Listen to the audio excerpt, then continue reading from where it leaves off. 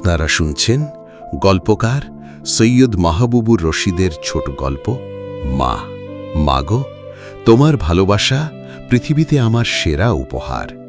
আমি তোমার মাঝেই পেয়েছি অকৃত্রিম মমতার ভাণ্ডার।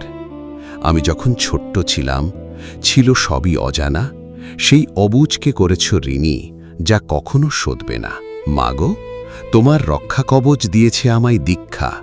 দুরূহ এই ভুবনে প্রতি পদেই লাগে সে শিক্ষা।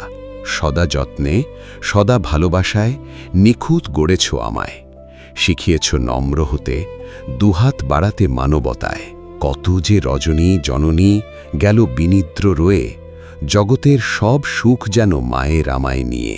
কত যে আদুরি কথা বলেছ আমায় হাসাবে বলে, কত যে তৃপ্তির চুমু এঁকেছ মা আমার গালে।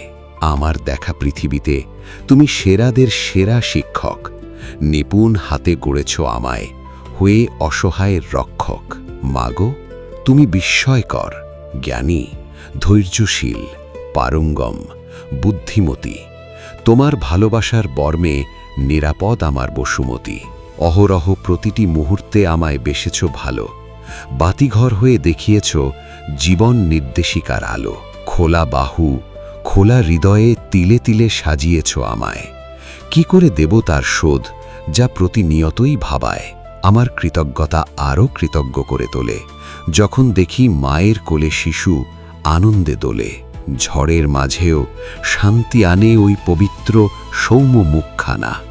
আমাকে শীতল, হিম শীতল করে তোলে 16 আনা।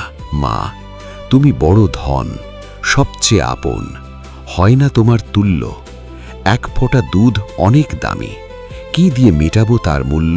যুগে যুগে নানা মনীষী দিয়েছেন নানা মতামত। আমি বলি, মাগো, তুমি সেরা, তুমি শ্রেষ্ঠ নেয়ামত।